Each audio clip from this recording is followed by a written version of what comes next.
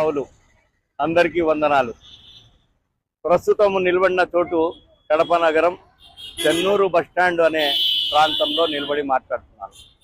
నా వెనకల కనపడుతున్న ఒక భవన సదుపాయము ప్రస్తుతము రామకృష్ణ మఠంగా ఉంది. ఇది 1939లో హకీం ఖాన్ బహదూర్ మంజుమియా గారు 1939లో స్వామి శ్రవణానందజీ వారికి రామకృష్ణ మిషన్ కొరకు గిఫ్ట్గా బహుమతిగా ఇవ్వడం జరిగింది. ఈరోజు ఈ భవనాన్ని మీరు చూస్తున్న భవనం ఎన్నో కోట్ల రూపాయలు దీని వాల్యూ ఇప్పుడుంది.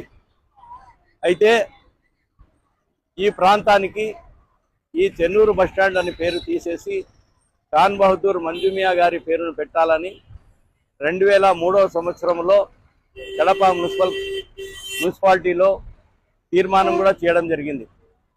దాదాపు 21 సంవత్సరాల క్రితం తీర్మానం చేసిన ఎన్నో ప్రభుత్వాలు మారినా కాంగ్రెసు, తెలుగుదేశము, మళ్ళా వైసీపీ, మరలా తెలుగుదేశం ప్రభుత్వం ఇప్పుడు ఉంది.